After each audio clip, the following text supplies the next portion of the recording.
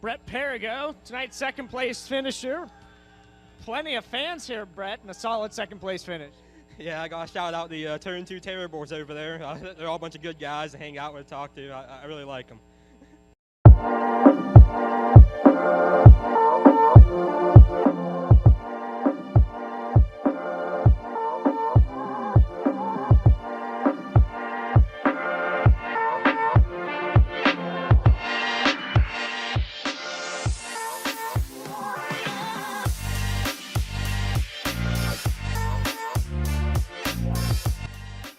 How are you doing tonight, man?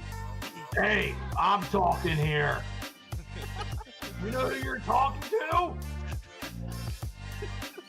Macho Man! On my way to Monday Night Raw.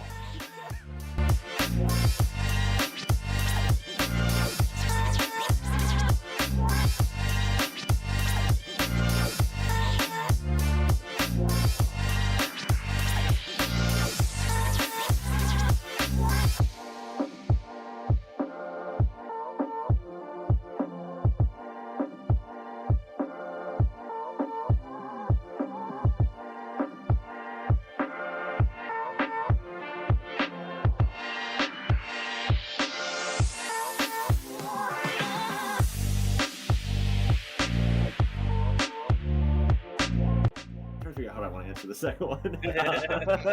Your choice. It's a trap. I feel like it is. I feel like he's setting up fights in the front stretch. Is what he's trying to do.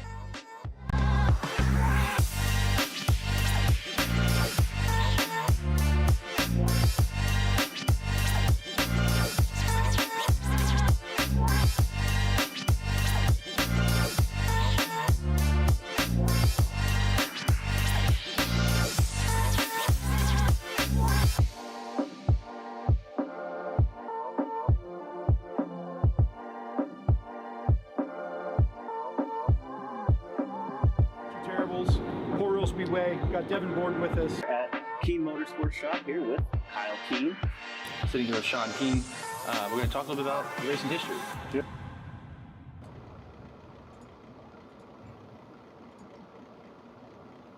What's going on? It is Tuesday, September 17th. I am Jimmy here with Jay-Z. Chris is a little busy this week with some work and stuff going on, so we'll miss our buddy Chris this week, but we are the Turn 2 Terribles. Thanks everybody here so much for joining us tonight. We got a couple things to go over tonight. We're going to recap the past week, but the first that we're going to do is we're going to bring in our special guest tonight, Domenic Melair. He's been having a really good season in the 410s here, showing constant improvement here, and we're going to talk to him about that, get to know him a little bit better, and see what his thoughts are on the season and maybe what the future holds for him. And then we're just going to go over some of the results from the weekend and look at some point standings as well, because we're getting right to that time here where these points standings are coming down to the final 3-4 races or so. So it's getting tight in some aspects, and in some it's kind of almost decided. So we'll take a look at those. As always, thanks everybody in the chat that's joining us live every week here, no matter if it's Monday or Tuesday. Sorry for it being a Tuesday. Randy says, good evening, Jay-Z, Jimbo, and Chris. Santos says, checking in. Thrilled to have finally met Jay-Z. Man, what an awesome guy. We think so too, obviously. Brad Weatherby says, "What's up?" Andrew Zahner, what's going on? Carson Hocevar money. That's my cousin. We got to go to Watkins Glen on Sunday, and if anybody listens to Sirius XM radio, I actually got on as we're waiting in traffic to leave the track. My cousin won a bunch of money thanks to Carson Hocevar's top 5. So we're big Carson Hocevar fans now. So yeah, shout out to him. Craig says, Chris isn't there. I'm not watching. I know our viewers count's going to drop. But yeah, so Jay-Z, man, how are you? I'm good. Weird on a Tuesday, but I can't keep Jimmy from watching his Eagles lose in person. Can't hold you back from that. Listen, I can't hold you back from that. So I'm glad you got to experience it, and all of us got to experience it with you. I don't feel nearly as bad as you do this morning because I am not a fan. So we're here to talk racing now. I'm excited for this one. Yeah, I got to go to Watkins Glen on Sunday, which was awesome. Great time, first time there. I'll definitely go back probably every year because it was just awesome. And then got to go to the Eagles game yesterday, and gotta give a big thank you to my uncle. He's a season ticket holder. Won one of the Eagles Autism Foundation auctions. And we got to go hold the American flag out on the field, which is pretty cool. I'm standing right next to NFL players right behind my back. It was such a cool experience until the last 2 minutes of the game. Flew the lead. Yeah, so cool weekend. But nobody wants to hear about that. Let's get into our guest this evening, Domenic Melair. Dom, thank you so much for joining us tonight. How are you doing this evening? I'm good. Thanks for having me, guys. You didn't say you went to Watkins Glen too. That's quite the weekend. Yeah, I'm dragging a little bit. I got home at 4:00 in the morning, and then I had the past. It's been a couple of days, but it was fun. Well worth it. Jeez, No doubt. I appreciate you guys having me on. Yeah. No worries. This is one we've wanted to do for a little bit here, and I think it's great timing with what you've had going on this season. Yeah, for sure. I appreciate you guys having me on. I feel like a lot of people don't know me, and I kind of came out of nowhere. So, you get to meet me now. Yeah, let's talk about that because there's questions I have. There's things I like. I know your name. I've seen you run some 305 stuff. Obviously, this year in the 410, the last couple of years. But there's a lot I don't know, and I'm sure a lot of our fans don't know. And there might be 3 or 4 of them here. So hey, someone's going to get to know you better. We're never quite sure who's watching, so we find out a lot of times a week after. We're going to find out and be like, oh, we don't get to see that stuff. So. Tell us a little bit about your background, man, and your family's history in racing up to current events. Give us a little bit of timeline on your family and your racing career. Yeah, so my dad ran the 6-cylinder late models at Grandview, and he ran Sportsman Modifieds for a little bit, and then quit that once I started racing quarter midgets. I got my start in quarter midgets in 2001 when I was 5. And quarter midgets were badass at the time, 1,000 cars at the national races and, alcohol fueled motors. And it was a cool deal.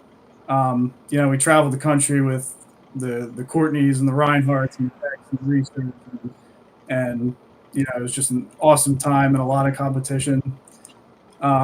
We stopped that in 2010, somewhere around there. And then, after that, I had the opportunity to run some TQ midgets, a little bit of micro stuff, and I got to run a shifter cart a couple of times, and just nothing that we really wanted to get into at the time. And I was running track and field at the time. I was a sprinter in high school, and I was pretty good. Got a state medal and went to college and got a partial scholarship for that.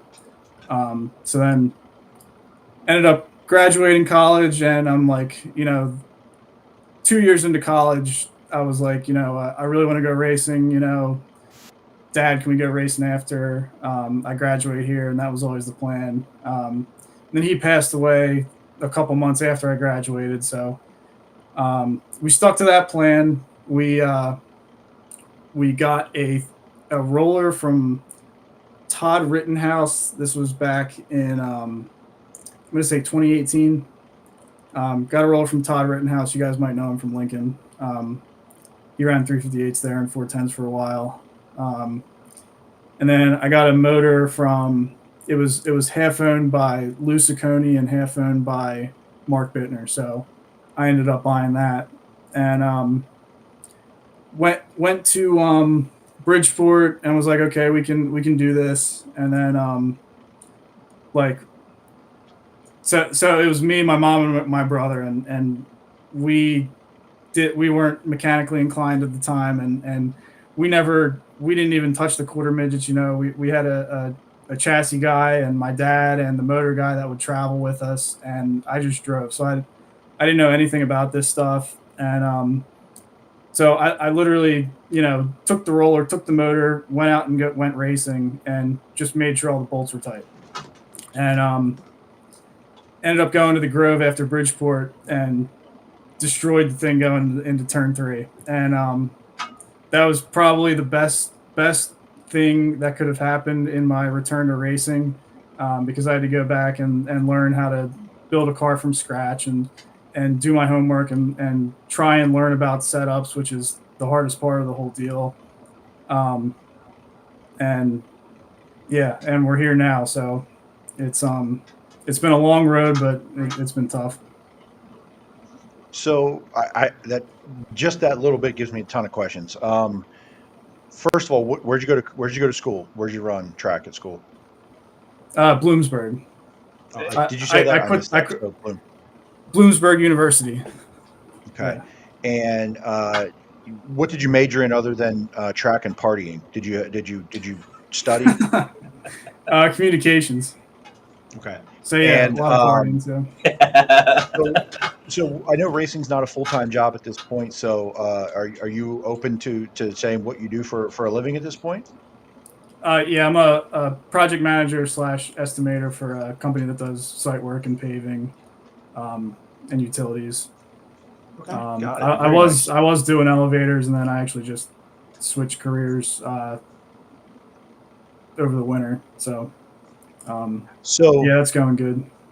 What gave you the confidence to take a sprint car that you don't know how to work on, build, or fix, and just here we go? Like, did you know how to strap it down in the trailer and like start it and unload it? And like you bought a roller, so how did you learn this stuff with nothing? Yeah, Mark Bittner helped me put the motor in the first time, so I learned how to do that. And after I destroyed that car, I knew how to put the motor in, knew how to put fuel lines together from that. And then, I forgot that I had friends in the racing community that I could call and ask, which is what I should have done from the beginning.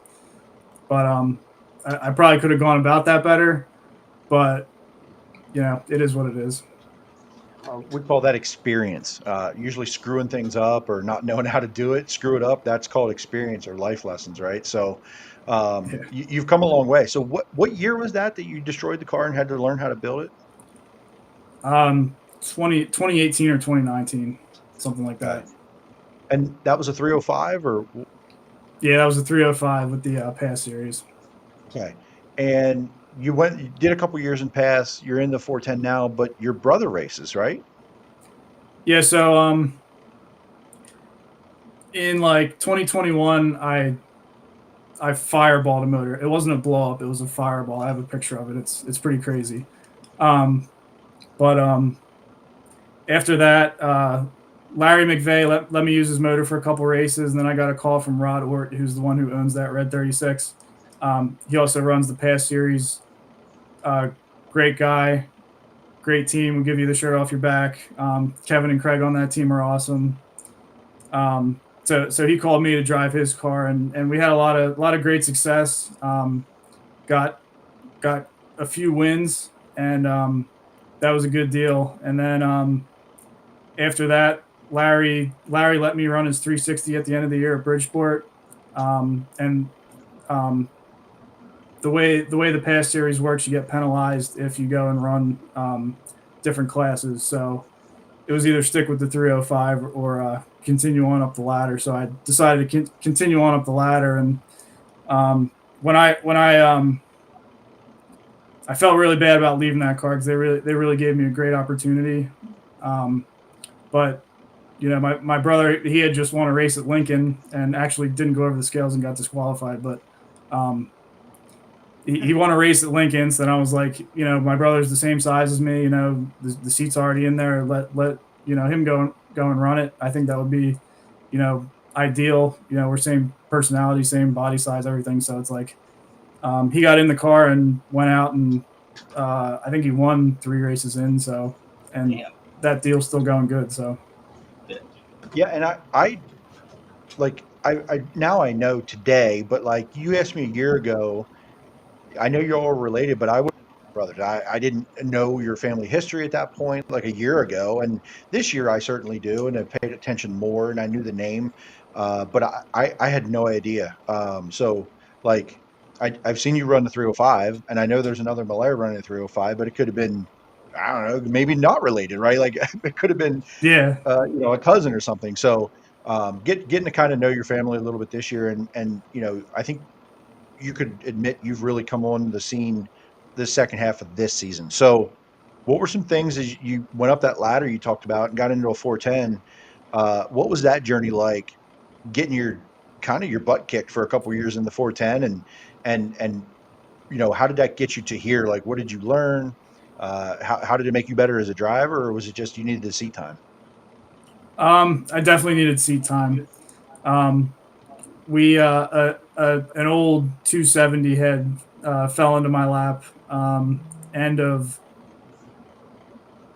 2022, and we plugged it in and practiced and ran like 2 or 3 races, and you know, was just making laps. And then, you know, it was weird. We came in the next season and we started and we got a little better, then a little better, and then like middle of July we had a couple of like 6th place finishes on like normal Lincoln tracks, and then we were running 5th almost all the way through the feature at, it was either the Speed Week or the Speed Week tune-up race, and chucked the rod out of the oil pan. So that put me out for a little bit. But and then, you know, we had struggles obviously during that first real season. You know, I think I only finished 10 races because if I was running, you know, top 15 or whatever, I would run the whole race out. But if the car is terrible and we're going backwards, I would just pull off right away. You know, when the car is bad right away. So it's just like, you know, don't put laps on the motor and live to fight another day. Yeah, it turns out they don't get better halfway through when it's already bad from the start a lot of times, doesn't it? Nah, they don't. You kind of know. So go through that, and you're getting going. And clearly today in 2024, you have much better equipment. But I still want to go back to the beginning. You talked about your mom and your brother.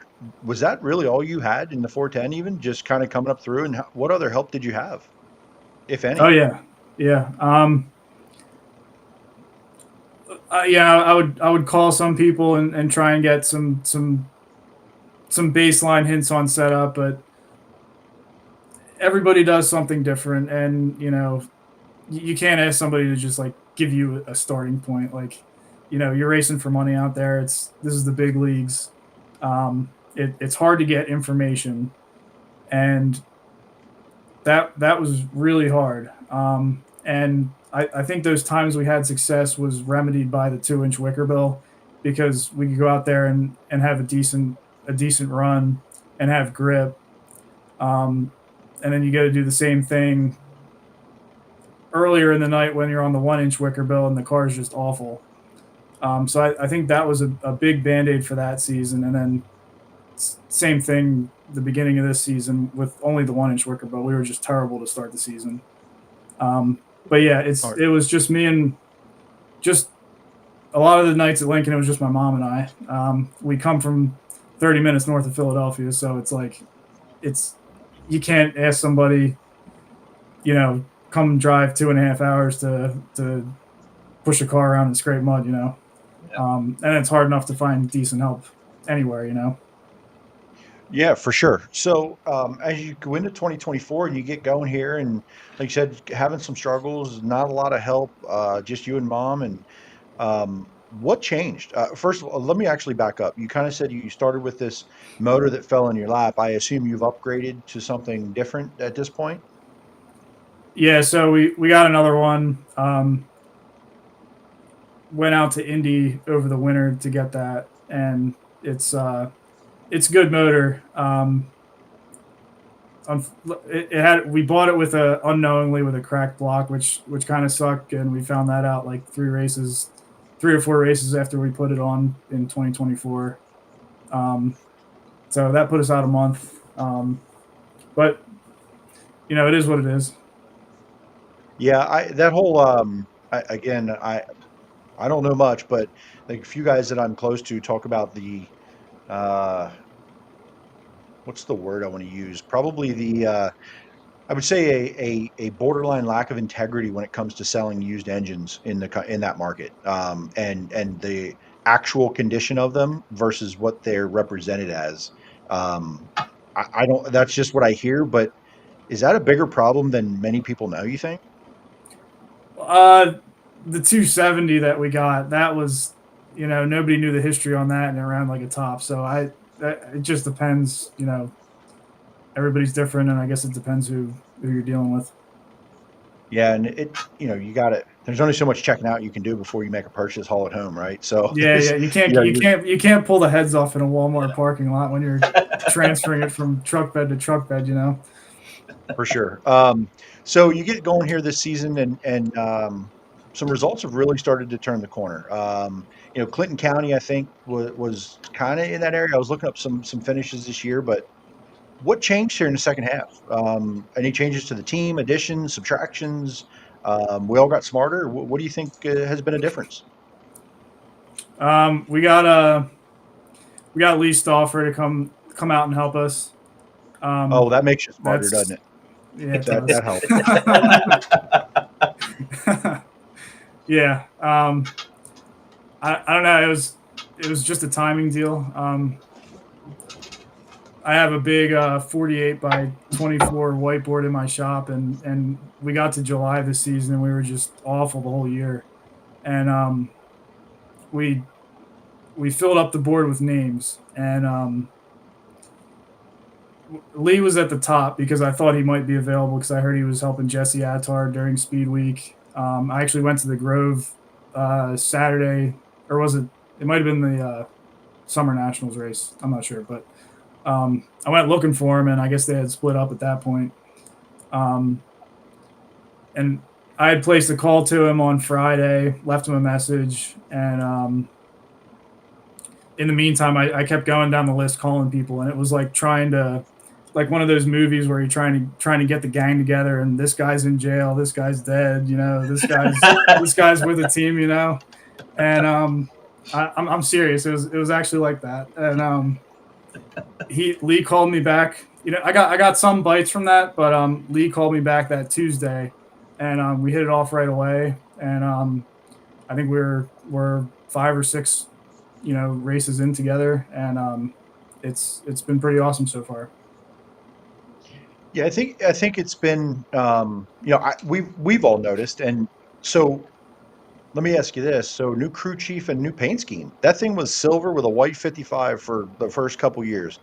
What prompted the change in design and colors? And it was so plain for so long, and now there's like color on this thing. So give me a little background on, was that in the plans the whole time, or it was like, hey, now's a good time? That was in the hopper. The rap guys, they get to you when they get to you, There it is. Good looking race car. I love that beautiful car. That Titan blue, Carolina blue. Yeah, thank you. Yeah, I was Emerson Axum was in town, and he had the matte vinyl finish, so I went with that, and I like how it looks. But yeah, that was ordered over the winter. Finally got that in, and yeah, they did a great job on it. Fantastic job. And we picked up some sponsors over the winter too, so you want to showcase them and make your car look good, so that's what we did.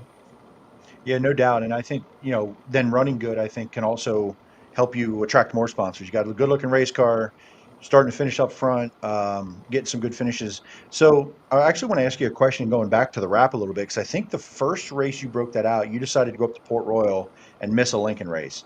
What was that decision like? Because you've been pretty much a pretty loyal regular at Lincoln.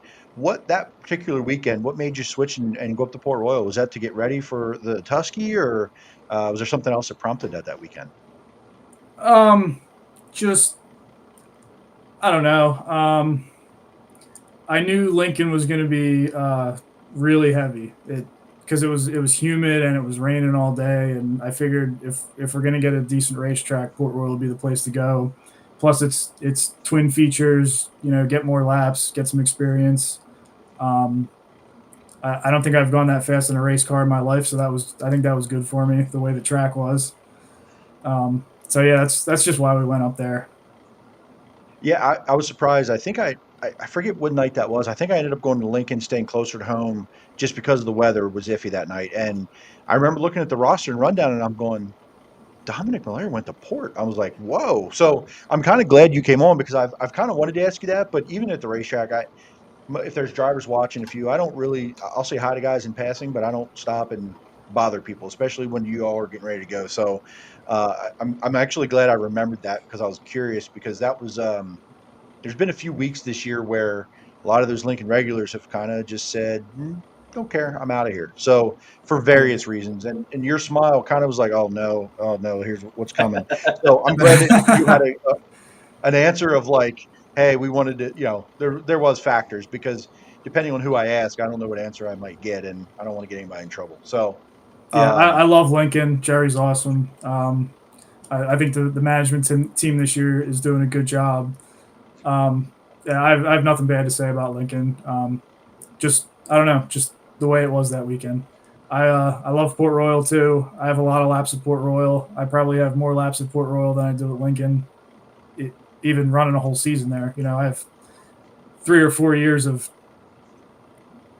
10, 15 races there a year in the 305. So, yeah. And it's interesting when you look at that that track weekly, Port Royal, and you look at some of the names racing there, and that past 305 series, man, you guys have a series there at Port Royal. You run a lot of races, the Garrett Bards, Nick Swigert was coming up when he was in the 410s. There's a lot of that 305 influence. Logan Wagner, right, ran 305s. There's a lot of that 305 influence that's running weekly. Kyle Keene, he likes going to Port, have a lot of laps up there and feel semi-comfortable, right? I saw a whole different world in the 410, I'm sure. But it is interesting that you guys that ran a lot of laps in those 305s tend on a Saturday night, like, hey, Port Royal. So is that just a comfort thing, or is it like, because you're a Lincoln guy now, but what do you think it is with those guys that have kind of stayed up at like a Garrett Bard? Let's just use Garrett. It's not that he doesn't like short tracks, because clearly at Clinton County he's got it figured out. So Yeah. what do you think it is? Just a comfort level at like a Port Royal, or no? I'm not going to just use, because maybe Garrett Bard lives 5 miles away, but do you think that's just a comfortability and just all those laps? I think so. I maybe had 1 or 2 races at Lincoln before I got in the 410, and now we're running there every week. So I definitely think comfort has something to do with it. Maybe proximity. I know, I'm not sure where Derek Houck lives, but I think he's close to Port Royal. Garrett, I know Garrett just likes Port Royal. He had a lot of success there. We had some great races there. I love seeing his family and everybody, and sometimes it's just fun to get to different racetracks too. Yeah. Oh, Deon Adams, that's another one, right? So Deon Adams, Devin same Adams. thing. So definitely one of those regulars that we saw race 305s for a bunch of years, and decided to do that. So if you had to describe your driving style and compare it to another driver, what would you say your driving style would most compare to? Again, success aside, just a driving style. Would you say that you model your driving style after anyone that stands out in your mind? I'm not sure. I come from mostly asphalt before starting the 305 deal.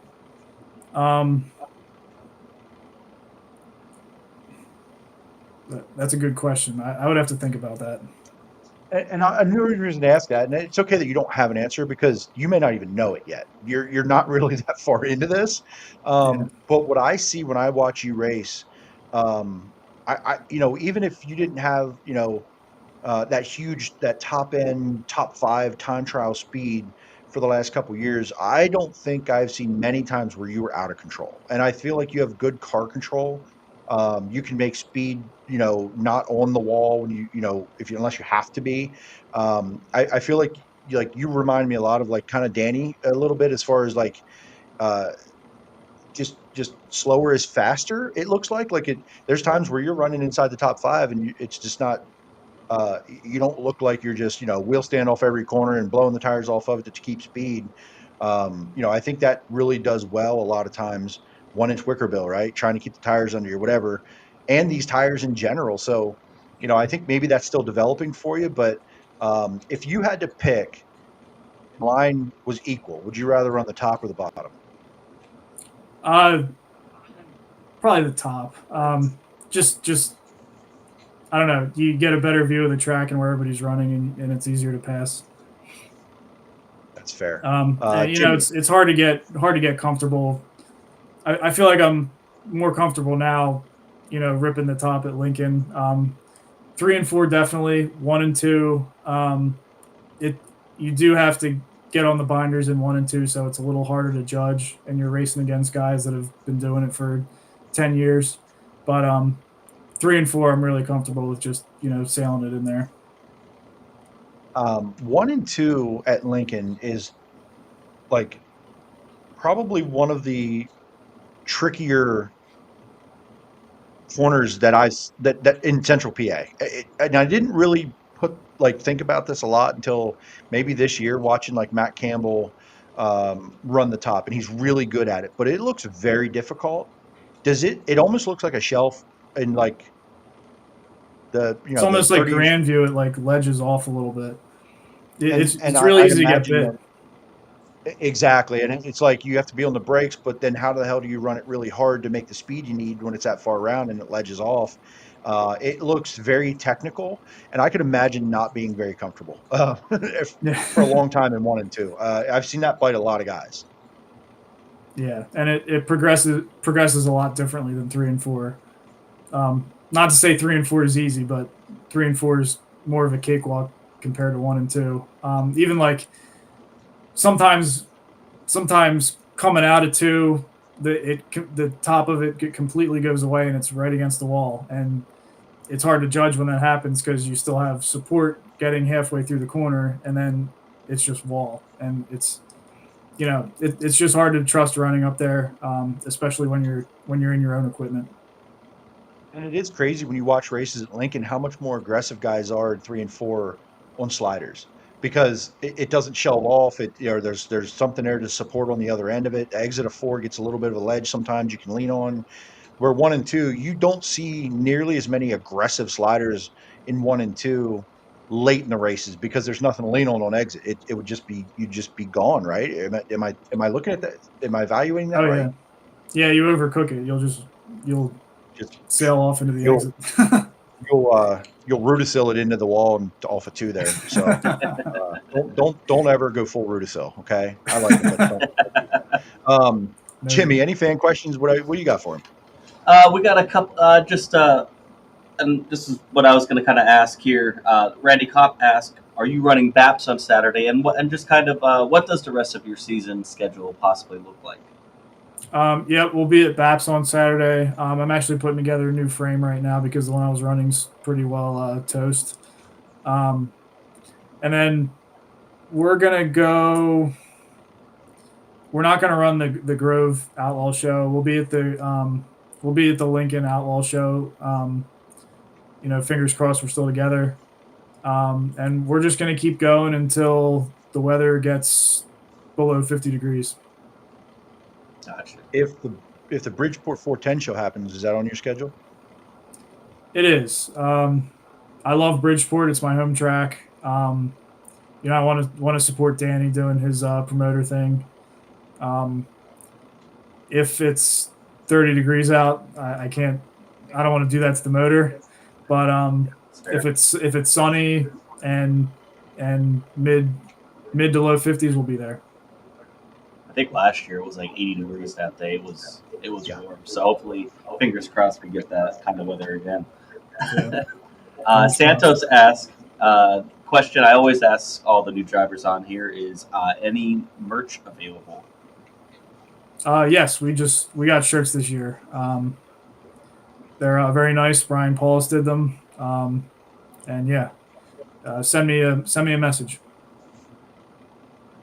There you go. Send them a message. We'll try to get a link up too, maybe after the show, to send them a message here. Try to get you some shirt sales there. Jack Gunter asks, what are some goals you would like to achieve in the next few years? A points title, chasing money shows, and on top of that, I would ask, are there any tracks or events that maybe you're looking forward to trying to run here in the future? Definitely want to win a race, a couple of them. I think if we're in the right situation, we could do that this weekend. I've never really been a points racer, so probably not a points title. And then chasing money shows. Yeah, I mean, I feel like I had, if one more, if we had a little more luck fall our way, we would have been in the Tuscarora feature this year. So I think we can compete. Yeah. So, go ahead. Go ahead. Yep. I was just going to ask you about that. You know, that non-qualifiers win I think is a little bit underrated. You know, not only it was pretty good paying to win that race, but now you're locked in the next year, and that start, you know, just to start that is a couple grand. Like, it's pretty good paying. What kind of impact did winning that race maybe have for maybe your program? It was cool. I know it doesn't count as a win, but we still put ourselves in position to win it, and anybody else, you know, you saw all the top 8 cars or whatever. They didn't not run it. I understand why the back half felt like they didn't have a chance to move up. So I totally get that decision, but you know, we put ourselves in position to be there. And I saw Skylar G change the motor, so I'm like, you know, we'll probably be on the pole of this. You know, we have a good shot if we can just beat Bishop into one, and ended up doing that, and then had to beat Brenham Crouch into one and did that, and yeah, it just worked out. Yeah, that turn 1 was a little sketchy with Austin.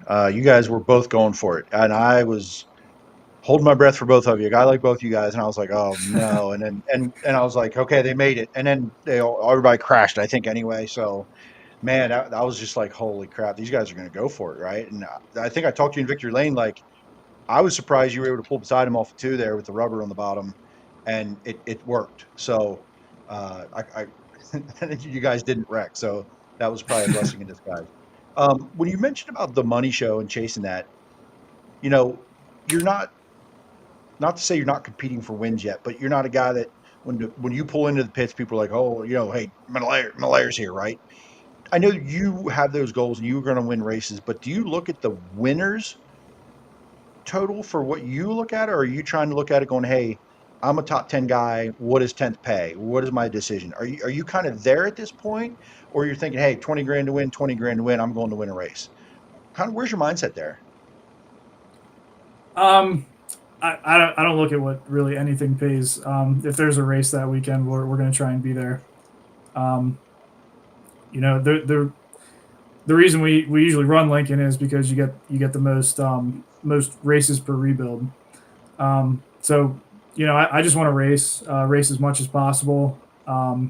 Doesn't matter what 10th pays or what first place pays. Just want to get out there. Honestly, it's a refreshing take, because that's all I hear anymore is, what does it pay to start? What does it pay for 20th? Where does it pay down through the field versus the winner? It's a little exhausting at times, and I get it. If you're a racer, I can understand if that's what you're looking at. And, you know, the pros want to look at what it is to win, and I think everyone else is trying to figure out how to make it work for their budget and keep their team going. So I totally get it. But, you know, if you're not a pro team and doing it for a living, you're probably losing money and you're trying to get as much back as you can. But at the same time, it's just an exhausting argument. So a little bit of a refreshing take, to be honest, that you're, you know, seat time and laps and how can I get better? So I can appreciate that for sure. And fourth to 10th, oh, sorry.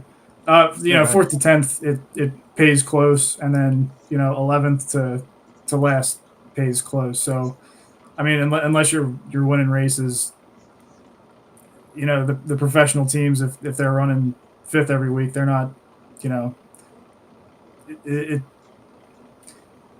it's nice going to a race that pays from top to bottom, and being able to offset your costs. But I'm going to go to where I want to race. Sometimes one race is $200 more to start than the other. So, what's the difference?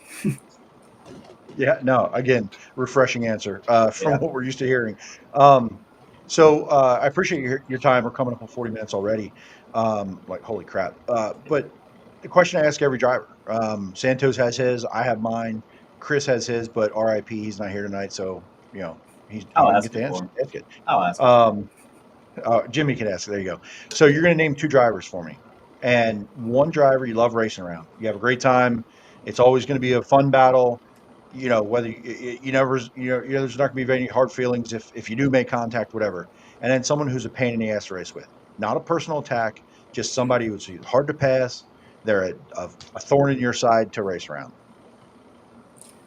I don't know if I have enough laps to answer either of them. It seems like I'm around, or I've been around Lucas Wolf a lot this season, and he's a really good driver. You can learn a lot from, watching him race, and he's a guy that can, really keep the car under him and keep the car straight, and the car is kind of an extension of him. I think he's a really good driver, and he's really clean to race with. Somebody I don't like racing with, I can't answer that. So here's how people have answered this, and there's only the 20 or 30 interviews we've done, maybe more. Only a few have been like, yeah, I don't like that guy. It's more of like if you're a NASCAR guy, the Ryan Newman effect, like the hardest guy to pass. They're fine. You don't dislike them, but just somebody that's a pain in your ass to either races you really hard or just really hard for you to get around. You know what I mean? It could be a 305 person. Y'all race wheel to wheel really close to 305s a lot, so it could have been even somebody there. It doesn't have to be a 410 driver.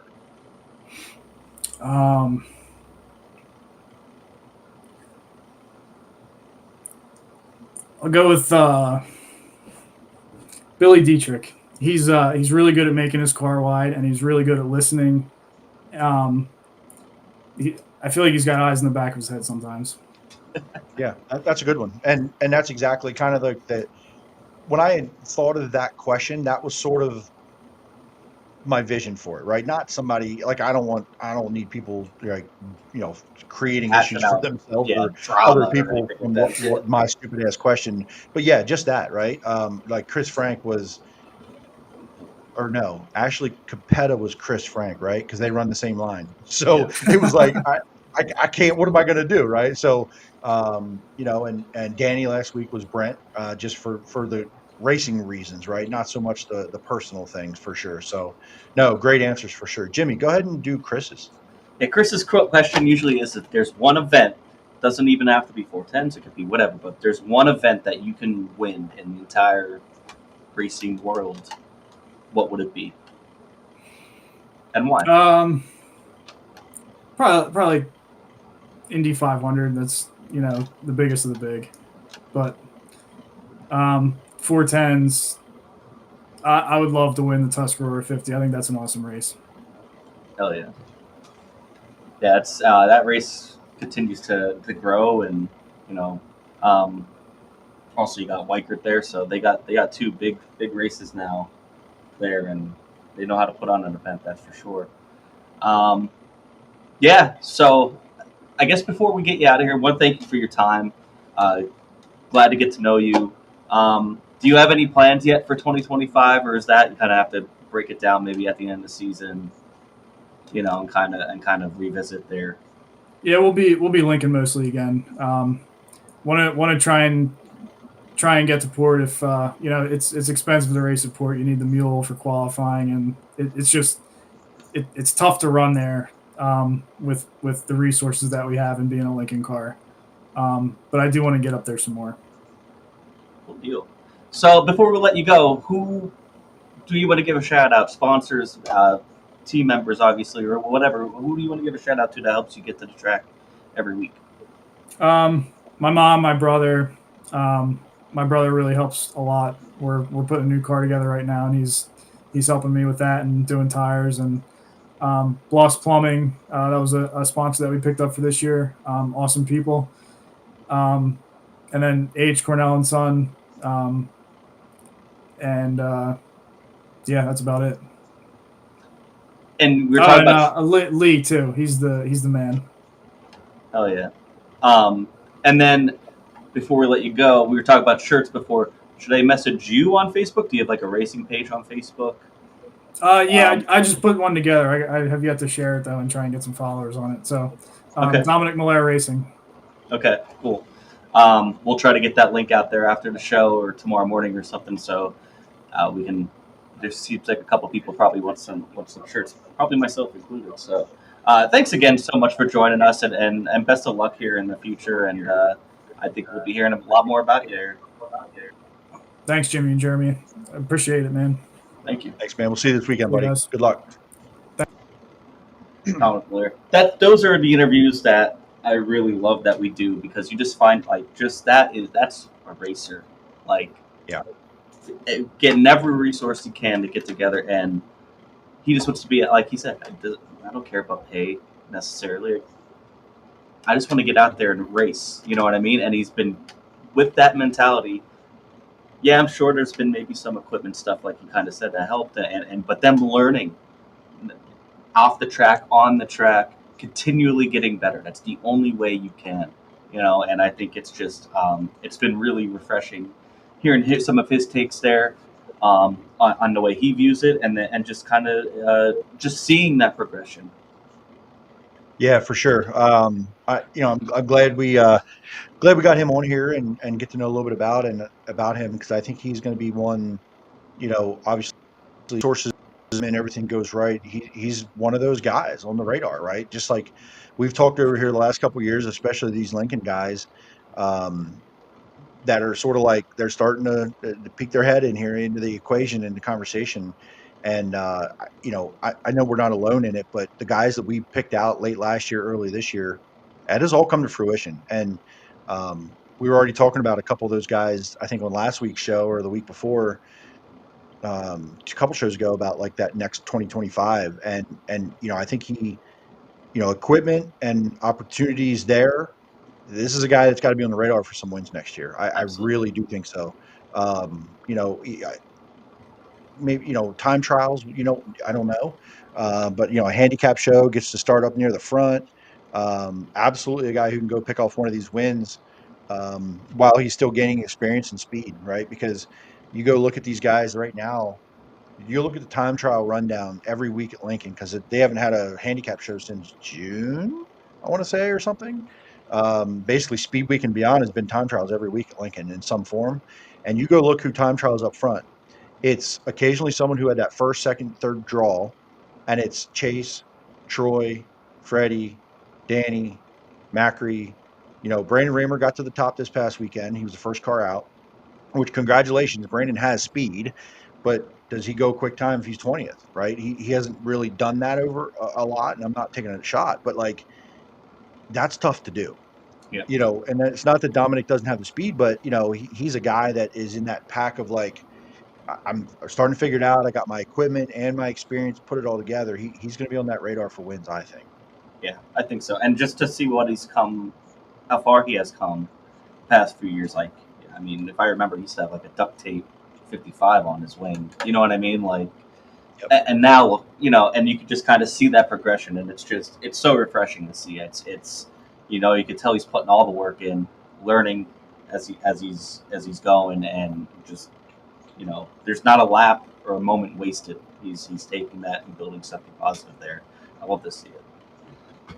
All right, well, let's get into this past week in racing, and sometimes here at Turn 2 Terribles, we just like winners. We just have that effect. Maybe Dominic will have that effect here this upcoming weekend. Last week's guest, Danny Dietrich, gets a win, a very emotional win for Danny in Victory Lane at Williams Grove over Troy Wogman, Chase Dietz, TJ Stutz, and Tyler Ross at the top 5.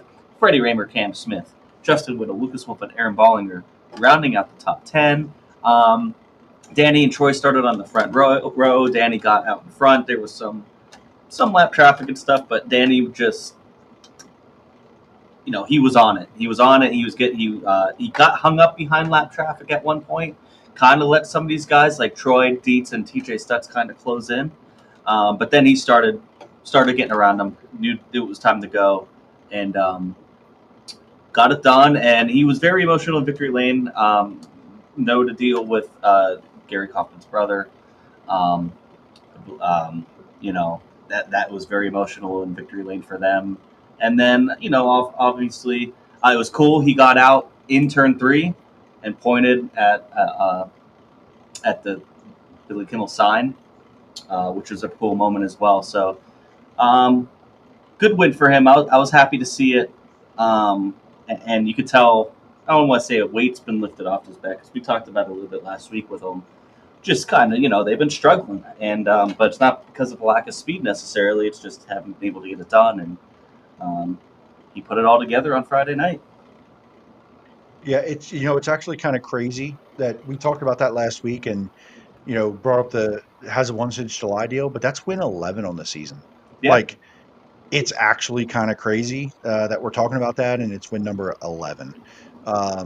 So, I know it felt good for him to get that done, and he had to earn it. That's for sure. Troy, he got out there in front of Troy, and because Troy drew the pole, and he beat Yes. Troy into 1, Mhm. and kind of it was what it was for a bunch of laps there, and lap traffic definitely played a role, as it always does at Williams Grove, and that's what the fans want to see, because unless you're a Danny fan, right? Like, if you're a Danny fan, you didn't want to see any lap traffic, and you didn't want to see any other cars, and just run away. But everybody else is going, okay, we're gonna have a race here, and they weren't far away. They weren't far behind, and made a little bit of a race. So he had to earn it for sure, and it was really good on the bottom. Had to go to the top when he had to, but got the job done. So definitely happy for him to get that win, and like you said, a very emotional one for sure. So the timing of that. Probably, good or bad, there's something about the way the world works, right? A little bit of fate. So Troy with another good run, Chase with another good run, Freddie still hanging around, didn't fall off for sure.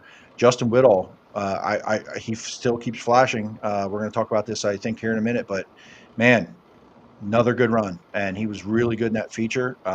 Very aggressive, was running really well. So I watched this from a little bit different place in the feature, and it was very interesting to see Williams Grove from that angle. I was all the way down in entry to turn 1 in the grass behind the wall on the infield, and that was a very different perspective to watch it from there. These guys are good. Like, they're really good at this, by the way. I don't know what it's like, but they're really freaking good at this, the whole sprint car thing. So it was a good night. Yeah, that's where I used to stand when I first started going to Williams Grove before Chris pulled me over to his section on the backstretch. But it's really cool to watch them, especially when the track gets widened out like that. Watching them dive it in there in the turn 1, take different lines, and like they're having to make quick decisions. You know what I mean? And really set it up and then get that drive off the corner. But yeah, just honestly, I was happy for Danny. I really was, and you could just tell that win meant a lot to him and that team, and I know they're going through some stuff right now, and hopefully just thoughts of prayers with them, with Gary and his family. A little bit of a side note. I don't know if it's too early for a spoiler alert. Do you think should we spoil anything coming up? Maybe that we're gonna get into in the next few weeks. Because I think it might be a good time. Yeah. What's that? I think it might be a good time. I think so. We talked. Good. Yeah. No, we talked about this, I think, right after the race ended at Williams Grove, and that we've interviewed 9 of the top 11 in this finishing order. There's 2 guys on here that we haven't. We're probably going to complete 10 of that, number 10, at the National Open. So, hell yeah. I like the Pat McAfee show. I'm a big Pat McAfee guy, and they call it Up to Something season.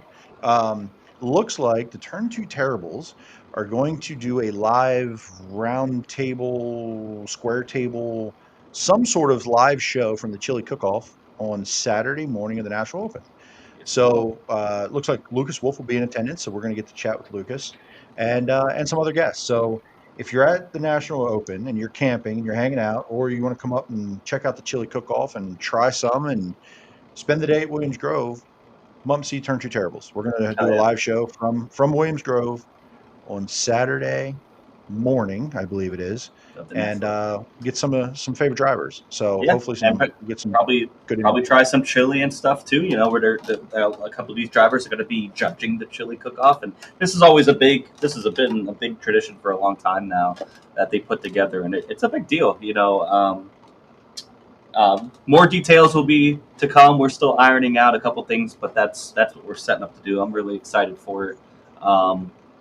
But yeah, we'll be there covering the Chili Cook-Off, previewing them that night, probably recapping the night before, talking to some drivers, hopefully talking to some of you guys in the chat. Maybe if you guys come out, we'll talk to you guys and maybe try to get some, see what some of you fans think, and it's going to be a good time. We're really excited putting some of the stuff together. We've only ever done one other thing really like this before, and at Bridgeport last year, and still kind of new to it, but it's something we want to been trying to get more into. It's just, getting the opportunity and stuff like that. So we want to give a shout out to.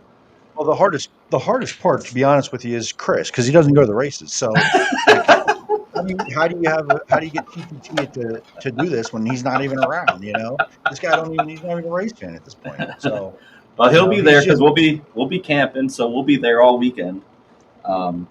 If we can get Chris out of bed there's nothing better to cure a hangover than some chili. So, that's not true at all, but we're going to see if it works. It's a long, like pretty much all morning. I think it starts at like 9. Yeah. I think he said, and it goes to like 1 or 1:30 when they finally decide. And so it'll be more details to come. But definitely come check it out. Even if it's not just for us, go check out the Chili Cook-Off. It's going to be a good time. Especially if you're a fan of chili. 358s. To be honest, I didn't watch the feature. I believe Dylan Norris won, didn't he? He did? He did. Yeah, this was a pretty good one, too. Justin Foster, he passed Justin Foster late. Justin Foster actually passed Chad Criswell. Criswell started on the pole and got gone, and Foster ran him down. And unfortunately, Justin Foster started running out of fuel with a few to go. And Dylan Norris got by and took the win. So his second win of the year at Williams Grove and at McClellan, number 6. Definitely a fast hot rod. So that was a fun feature to watch too. I was down in 3 and 4 for that one, and there was a cushion, and some of these guys were using all of it and more. It was a little sketchy even for those guys. So that was a good 358 feature as well. That was off the heels of a 12th place finish in the 410 feature. So good for Dylan. Looking at the points here at Williams Grove, the track title, you have Freddie Raymer 250 points up on Troy Wagman, 510 points up on TJ Stutz. Lucas Wolf there in 4th and Danny Dietrich in 5th, but that's 1,200 points back. Troy's the only one kind of in a shooting distance, but it's pretty far. Freddie's he's just been we talked about this.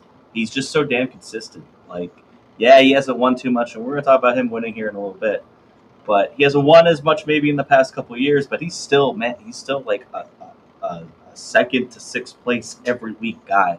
And that's what wins track titles like this. And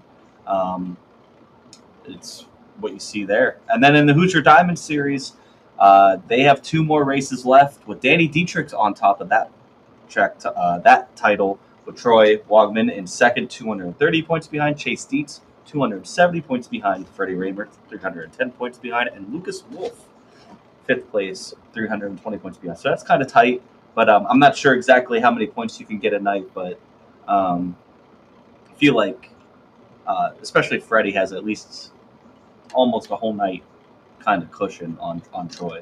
Yeah, but let's be honest. Anything could happen. 2 of those 4 races are what? National Open, but so National Open, anything. some big fields. A lot can change, and we've seen it happen before. So we'll see what it Absolutely. looks like going into National Open weekend. That's really going to tell you what kind of cushion he really has. The next 2 races, you know, I don't know if I know that the tune-up is time trials. I forget if this weekend's time trials or not. I don't know if it's going to matter, but I looked at it earlier and forgot to look. But yeah, two normal shows, and then you know, we're in National Open time. So Wind it we'll down see. real quick here.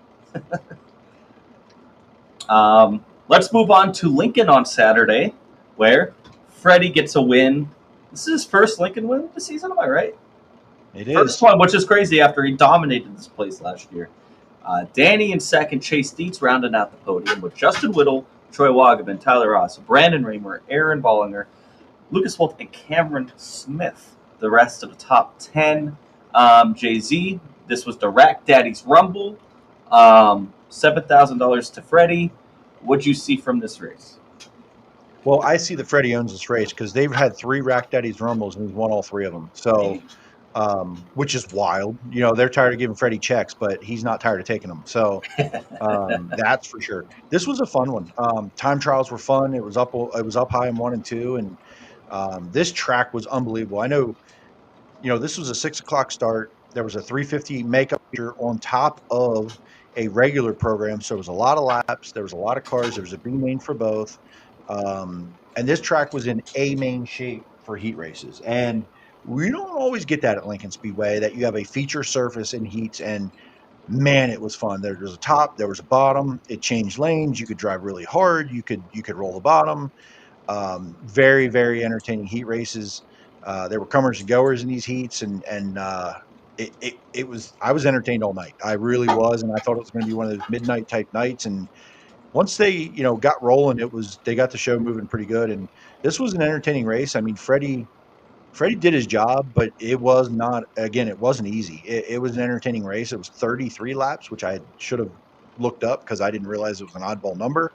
But it was 33 laps. Danny Chase and Justin Whittle, guys. Justin freaking Whittle. What, second? I actually walked through the pits and said, "Did you guys even remember how to get here?" I asked the team, and they said the damn GPS kept malfunctioning and ended up at Lincoln. So P4, like second race of the year, I think here maybe he was early, maybe won early in the year. So and this guy just keeps and honestly, watching him race this race from the time trials and in the heat, just roll the bottom. This guy is figuring it out, like everywhere. It doesn't matter where right now. But what a hell of a battle. Dietrich, Dietz, Whittle, Wagaman, Ross. It was fun. It was a great to watch. It was sort of, you know, Danny and Chase just battled wheel to wheel sliders, top, bottom. He was just driving really hard to try to get to Freddie. And I thought at one point, I think Chase was second, Danny started, got the second, Chase got the second, Danny took it back like on the last lap, all while they were running Freddie down in lap traffic again. So it was a good one. It was a really good one. I lost track after a minute what the hell's going on, what lap we were on, and how many there were. But that's okay. I was fine with that because I couldn't see the start finish line where I was standing anyway. So I was entertained. It was a really good weekend of racing, to be honest. Yeah, I didn't see any of this. I wasn't there. So he's like, I got nothing. I got nothing really. Other than I see Domenic Melair, who was just on 14th, pretty good. And then Brett Strickler, I know he went from 9th in the B main to 16th in the A. Shout out to him. You know, fighting through a tough early night to get a decent finish there in the A main. Yeah, 9th to 4th in the B. Drove to 4th. Yellow comes out, and Dallas Shot gave him all he could handle, and it was a photo finish to the start finish line for the last transfer spot, and then goes in and passes some cars. Unfortunately, Hitter, Hartlaw, Norris, all were taken out on a lap 1 crash. Maybe Ricky Peterson, maybe not. Pretty big pileup on lap 1. Hartlaw ends up upside down. Super unfortunate off turn 2 there. Something happened with, I think, Dylan, and maybe hit the inside wall, maybe just spun out. I'm not sure, but it was a bad spot, and they all piled in, and Cody ended up upside down and off of 2 there. So sucks for him for sure. Hate to see cars get torn up, but this was a fun roster too. Domenic Melair, you had Borden obviously here, who Whittle. he had the turned up headers. That car was screaming, freaking loud. Reese Notarski was there, and Nash Ely came down, Mike Thompson, Ricky Peterson in the 98. So just a really cool roster and group of cars for the show. And this just goes to show you that these cars showed up on 7,000 to win, and they had just as many cars for 20 grand to win a couple weeks ago. Timing, travel, laps, motor, equipment, it all matters. And it all has these teams, again, if you're not a Raymer, Dietrich, Dietz, Macri, does the 20 grand attract those guys? Clearly it doesn't, right? Because they were showed up for 7 grand here. Borden, Reese Notarski. So I assume I see him at BAPS this weekend. So I just think, with these car counts, this was a good one. There was no Port Royal to run it against, and there's no travelers around. This is a good field. This was a good roster for sure. So definitely happy to see it. Good car counts in the pits. I think that's an interesting point too to talk about the car counts, because I think a lot of people automatically kind of just assume like, hey, no, Port Royal's done for a year, or else are some of these guys going to go run. Bam, Lincoln's got to get 40, 50 cars. It's really hard to get more than 30 cars on a non-sanctioned race, and Lincoln does it almost weekly. So 30, 35 cars is still good for a non-sanctioned 7 grand to win race. That's you can't expect guys from Port Royal who maybe be done for the year. Maybe they only allocated their equipment to run the Port Royal season or whatever, or maybe it's too far out of the way and they're not, they just don't feel comfortable there maybe, so still 30, they had 33, I think. It was like 33 or 34 that they had. It's still a very good car count, a very good roster of cars there at Lincoln. So let's take a look at their point standings, where Troy Ogman is up still in the points here, about 150 or whatever. It's quick math. 150 over Freddie, or is that 200? 250. That's 155. I don't know. 10 plus 45, 155 over Freddie, and then another 170 back to Campbell. And then another 200 back from Campbell to Bollinger. Cam Smith, Brandon Raymer, Danny Dietrich, Tyler Ross, Chad Trout, and Cody Hartwell round out the top 10. But this is, Matt Campbell's right there.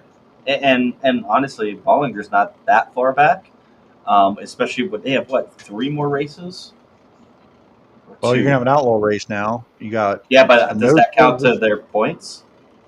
I think so. Yeah, I think they do. So you're going to have the Sterner and the Outlaw Show.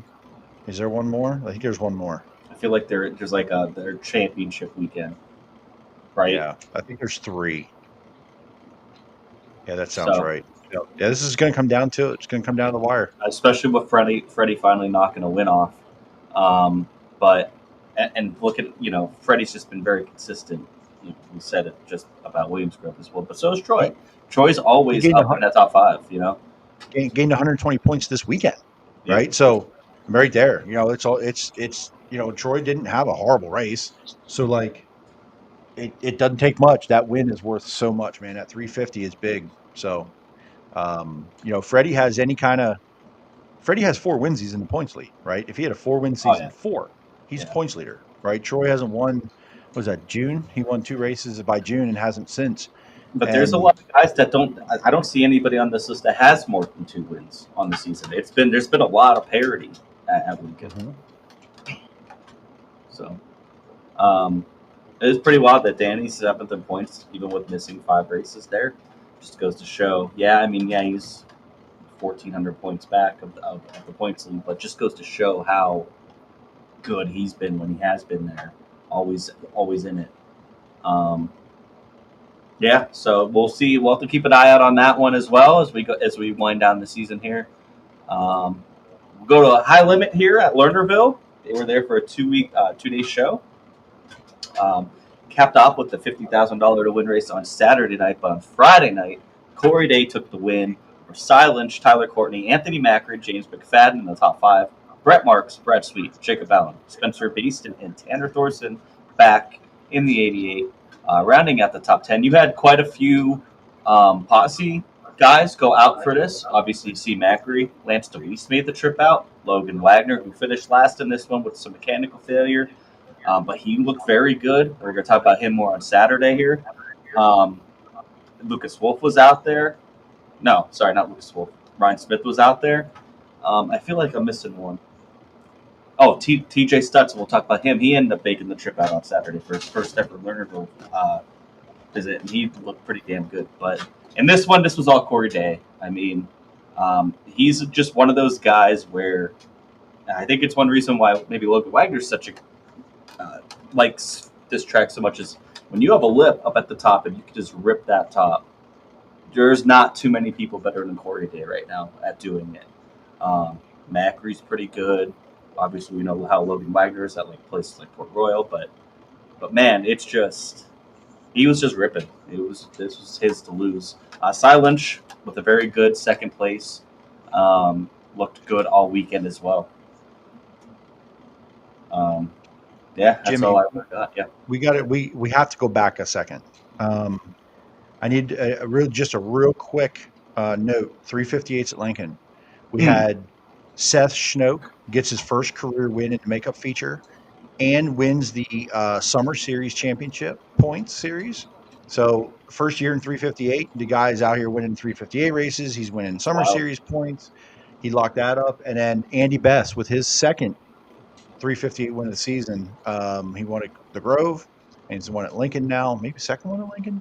Yeah, first repeat winner in a Ford power plant in 358. So just some cool stuff going on there with 358s. I didn't want to forget that completely. My bad. And our buddy Chase Gutshaw made both races. Didn't hurt anything. Didn't blow up any motors. Didn't wreck any cars. Didn't flip off any flaggers. Great weekend for him. So great weekend for the guy. Our buddy Chase. I believe on the makeup feature too, the money that was put up for T2T to ninth place went to Kyle Spence, friend of the show and Aunt Bay. So good for them. But yeah, I'm sorry about that. I totally forgot about the 358. No, it's okay. As soon as you went to flip it, I was like, oh yeah, we don't have a slide for it, but we got to acknowledge our guys. So for sure, it was a good night of racing for them. They had a really good feature. Their first feature, that track was pretty fast for a 358. It's a little bit of a rough start getting going, but once they got that feature going, that was a good one. So very, very cool to see there. That was a lot of laps, long night for those teams, and some made out better than others the way the night went. Some teams had some rough ones. Logan Rumsey had a rough weekend. Wrecked his own car, Williams Grove. Wrecked his backup was his 410. Put a 358 in it. Wrecked that in the makeup feature on lap one. And then I think he did make a finish finally in the regular feature. He did make it out of the B main in the second one. So Logan had a rough weekend. I'm not getting into the drama in that today. So let's keep moving on. Night 2 of Lernerville. Night 2 of Lernerville. This looked like it was going to be back-to-back Corey Day, Cy Lynch, top 2. But Corey Day has a rear tire fly off. It sounded like the entire axle broke while he was leading big, and then took a big tumble down the embankment on the backside of turn 2. They couldn't even find the tire. It went that far out. So unfortunately, that took him out. Tyler Courtney ends up getting the win here. He looked very good over Cy Lynch, James McFadden, Tanner Thorson, Spencer Baston, Brad Sweet, Jacob Allen, Emerson Axum, Zeb Wise, and Chris Wyndham in the top 10. Anthony Macri there in 11th. Logan Wagner, who looked good. He actually started on the pole of this at 12th. He kind of slid back the back half of this feature. And Brett Marks in 13th. Ryan Smith, 17th. TJ Stutz. He actually made the transfer out of his heat race. First time ever at Lernerville. But I think he had a tire or something. He got involved. Rico Abreu got turned in front of him. And that was it for their night, unfortunately, like on lap 1 or lap 2. Yeah, this one was interesting. I actually was able to had this on my phone and was watching Corey Day lead this thing, and the right rear came off. The axle broke. Right rear came off down over the hill. Brent Marks inherits the lead, and then he gets a right rear flat as Yep. soon as he took the lead. So I put my phone Yeah. down, looked away, looked back up, and he's pulling in the pits, changing the right rear. So the leader was a bad spot to be the first half of this deal. But sucks for Brent, right? We were just talking. He hasn't won since Grandview. Had a good car all weekend. Gets the lead there. You know, is fortunate enough to be in second. I think was going to finish there or better. You know, don't know, but just some bad luck strikes. So, but very cool to see Cy Lynch with 2 P2s, hometown boy defending his turf. Crowd was loving that. For sure. And good to see Thorson back in his car and getting a good finish. And Spencer Basin, man, top 5. That was much needed for them. It's a big top 5 for that team. Yeah, back top to top. 2 top 10s for both him and Thorson on their way back here this weekend. And Cy Lynch, back-to-back P2s. Anyone would say that's great, but I think he was a little disappointed because he probably thought he probably was the guy to beat at times. But Tyler Courtney comes away with the $50,000, just kind of what he does. Chris Wyndham, though, with the top 10 was kind of out of nowhere, in my opinion. Emerson Axum just continues to impress. AJ Flick was in the 71, and also in the other 71 was actually Ricky Thornton Jr. making his 410 debut. He did not make either feature, but he did get some laps. So, any other thoughts from these races? No, Just kind sir. of going through these quick. Take a quick look at the points here. Brad Sweet has a 245-point lead on Tyler Courtney, 280 points on Rico Avery. Those 3 guys are pretty comfortable. Obviously, Brad Sweet's pretty comfortable right now. He kind of just, there's not too many races left. I think they have like 3 more weekends maybe. They have maybe 7 or 8 races or so. So Brad Sweet's looking pretty good. He just got to keep doing what he's doing. He's probably going to win that title. Brent is 399 back. He's just, and then you get around 5th place here, and they're all fighting for this charter. And you got Corey Day right now in 5th. James McFadden only a few points behind him, and Justin Peck is also right there. And Spencer Baston, he's 150 or so points behind, or actually 200 points behind, but he's been running really strong as of late. So you never know what could happen. And I didn't look into it, but I do know that Corey Day is running 4 truck races with Hendrick, not with Hendrick, but with HendrickCars.com sponsorship, basically backed by Hendrick. So I don't know how that's going to affect him here. Is he going to miss races now? He's right in that number 5 spot to try to get that charter, to try to get some of that profit sharing with the streaming. Is he going to be able to make all these races, or is just going to open it up for McFadden or Peck to kind of? Yeah, I mean, I feel like he's going to finish off the season. I think it should be fine. I don't know that, but I'm more concerned about next season. If he continues to get, and I saw an interview today with the car owner, and they talked about next year. He wants to continue sprint car racing. He loves it. He wants to continue doing it in the future, no matter what his NASCAR asphalt side is. But he's not going to be full time next year. So even if he gets the charter spot, they're not putting anyone else in the car. That's what they kind of confirmed. So maybe they forfeit the spot, even if he gets it. I have a feeling he's probably going to miss some races here because trucks run on Friday, Saturday. Right? He's going to miss a couple of races here, so that probably knocks him out of this top 5, and it's going to be pretty much between McFadden and Peck, and maybe basically to kind of sneak back in there then, because then he's only about 150 points behind of that cut. So interesting, especially with the way that's working out. Parker Price Miller and Corey Eliason round out the rest of the top 10 in points right now. They're way out, though, of that 5th spot. Probably not enough points for them to make up to even get in that conversation. And both of those guys have things going on with their ride. Parker Price Miller went into that 25 that Jason Persley was running. And then it just was announced a little bit before it went on air that Corey Eliason is losing his ride next year. They could not find funding to secure the second car, which is that 8 car that he's in now, for next year. Unfortunate for him, but he's kind of used to it. He's been, I want to say ride bouncing, but he knows how this goes. When it comes to funding and just kind of, just trying to find rides. He's a good enough national driver. We know that. He hasn't really won a ton. He does have a win at BAPS earlier this year, but I don't think he has any other win other than that. So it'll be interesting to see where he goes.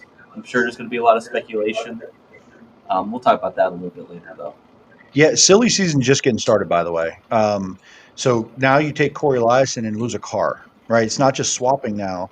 Corey Eliason, right? You're losing a car.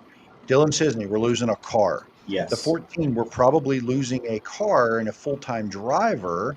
Now, we're not going to lose the combo, but you're not going to have a full-time, right? So no one's going to be replaced into that.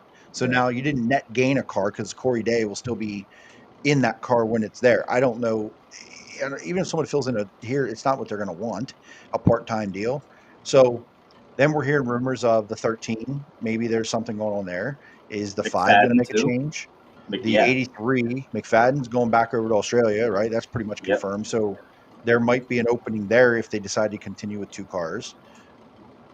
Yeah, so take a look at this top 10 here, and really, I'm not even saying. I mean, I'm sure Brent will. If he gets his charter here, I would imagine he would go back out on tour next year again. You know what I mean?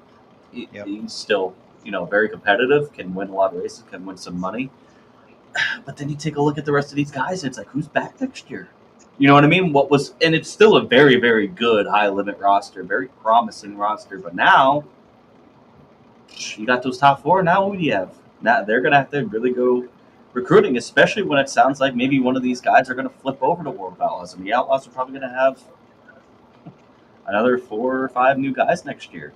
It's going to be very interesting to see what happens here. If there's maybe other outlaw guys on the tour right now that maybe switch over to high limit, try to balance it out. What happens? It's going to be something.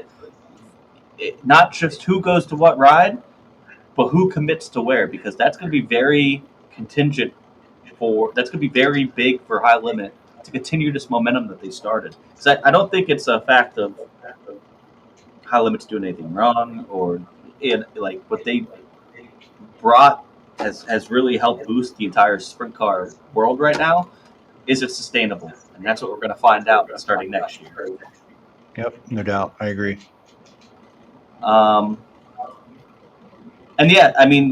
Before we get into the Outlaws here, Dylan Cisney's another one that we found out that is losing his ride, and it's not same thing with the 8 car. It's not just losing a driver potentially; it's losing a car, and that's never a good thing either. So hopefully, both Corey and Dylan can find another ride, and maybe hopefully it's a new startup team and keep these car numbers up.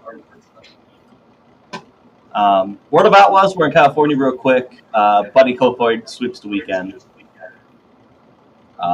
Carson Macedo, back-to-back third-place finishes.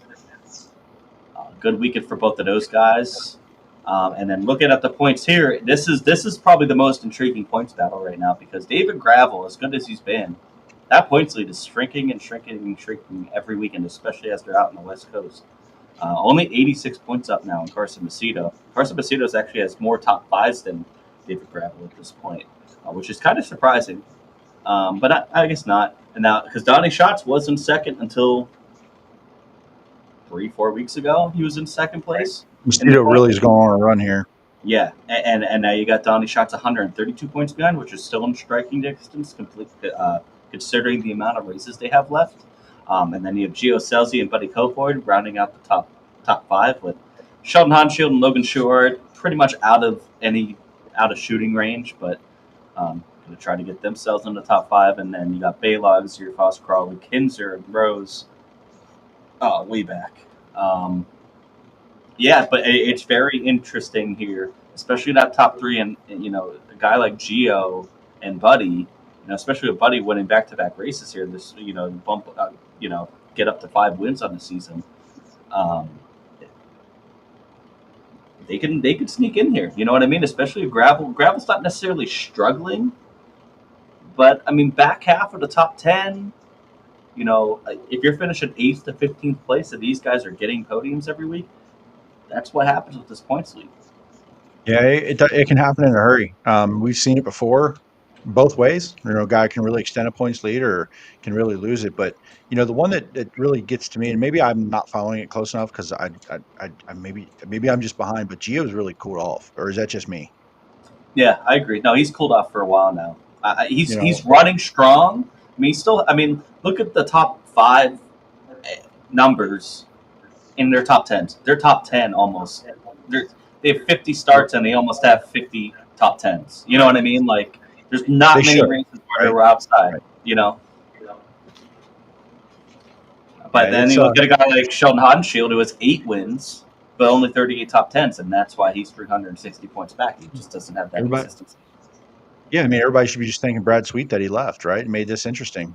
So there's that. You're Well, welcome. I mean, we've kind of seen this with Brad Sweet too in the Outlaws the past 2 years, where he starts to cool off around this time. We always say that when he comes into PA, he kind of just doesn't seem to run as well. You start getting towards the end of the season, and it becomes kind of a points race of sorts when they go into World Finals. But it's not as close as this. David Gravel usually is the one kind of pushing here. Now it's kind of the other way around. Now it's like he's the one kind of cooled off, and these other guys are really making a push. So taking a look at this upcoming weekend, Williams Grove has the Kevin Gobrecht Challenge, 410 sprint cars, and 358 sprint cars on Friday night, $20 to get in. I'm not sure if that's a time trial event or not, but I feel like it would be at this point. Yeah, I don't know. But we'll find out there. Saturday, Lincoln is dark in terms of 410 sprint car racing, but they do have the 2024 PA Karting Grand Nationals there on Saturday. So all you karting guys, I'm sure that place will be packed with a lot of karts. Still a pretty cool deal. Friend And of the then, show, Matthew Bird, participated in that last year, probably back in this year. I saw he's putting a new cart together. Saw his big ass at Lincoln on Saturday. I mean, he stands like a damn statue in the infield. You walk around, he casts a shadow in the dark. He's so damn big. But yeah, friend, it was good to see him and the family. He had the little one out over the weekend, so it was good to see them. if he is racing at Lincoln, good luck, man. I hope you go and bring it down. And then Saturday, Baps gets the 410s with the Super Sportsman, the final Super Sportsman race of the year, I believe. $10,000 to win. I'm not sure. I just saw it on the flyer now. I didn't take a look at what the $2,500 challenge bonus is for Williams Grove. Is it who finishes the highest, maybe, or do you win both races? I don't know. I have to look into that and see what that is. I don't know if anybody in the chat knows. I just saw it on the flyer. I'm like, oh, $2,500 challenge bonus. But this is the Kevin Gobrecht Classic. This is one of 3 remaining 410 races for BAPS. And it's on a Saturday night. Should be a good time. I expect 40 cars, to be honest. I can't, they were getting 45 cars on a friggin' Sunday. A Saturday night where nobody else is running. I expect a big car count here. Yeah, I'm hyped for this one. It's been a while since I've been at BAPS. I'm excited to get back there. Weather looks pretty good at this point. And expect good car counts, good money to win. I know there's a lot of teams that like this place, and looking forward to getting back there and hoping for a great show. Yeah, I plan on going most likely. But yeah, I'm excited for this one. So get to the track if you can. Thomas Senseney in says Bass with some more 358 races. Agreed. I told Colton that earlier this year. I need to get him there more. This would have been a great. How to make that work. I appreciate what they're doing here. Super Sportsmen are pretty much their premier weekly division, and they're giving them that slot with the 410s, as they should. That's what track should do. To try to bring them fans back. Hey, 410s are the draw in, but hey, we got this going on every week.